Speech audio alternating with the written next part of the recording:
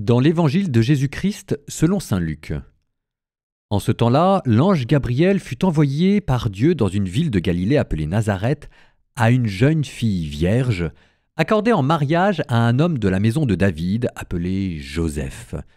Et le nom de la jeune fille était Marie. L'ange entra chez elle et dit « Je te salue, comblée de grâce, le Seigneur est avec toi. » À cette parole, elle fut toute bouleversée et elle se demandait ce que pouvait signifier cette salutation.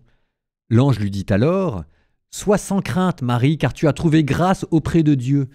Voici que tu vas concevoir et enfanter un fils.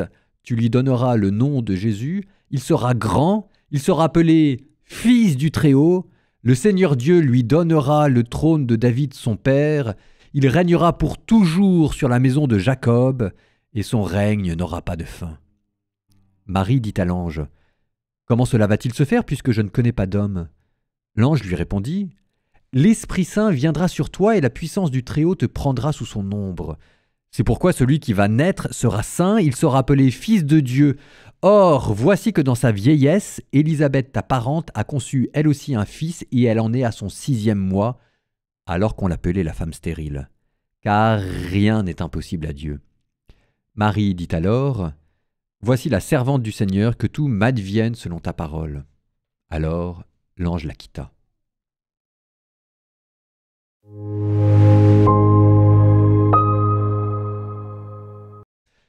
En ce temps-là, l'ange Gabriel fut envoyé par Dieu dans une ville de Galilée appelée Nazareth à une jeune fille vierge.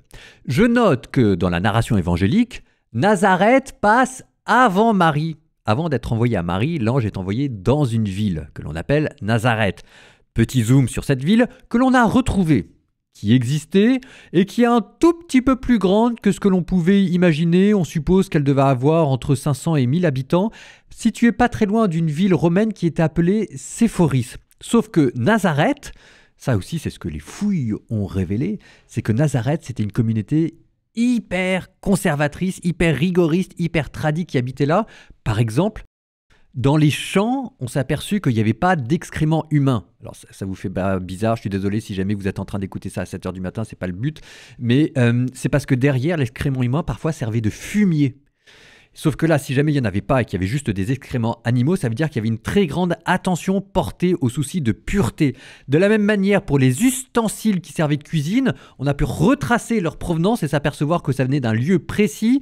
Et manifestement, c'était parce qu'il y avait un souci extraordinaire de pureté rituelle. Donc ça, c'est la ville de Nazareth, c'est la communauté dans laquelle Marie vivait, parce que Nazareth, dedans, c'était réfugié. Après l'exil, on pense c'était réfugiés ceux qui restaient de la dynastie davidique. Donc c'était une ville où il y avait les légitimistes qui habitaient.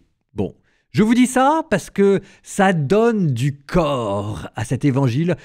Et Marie que l'on aime, Marie que l'on prie, c'est toujours un plaisir d'essayer par le jeu de l'imagination de voir comment elle devait vivre, au milieu de qui elle vivait.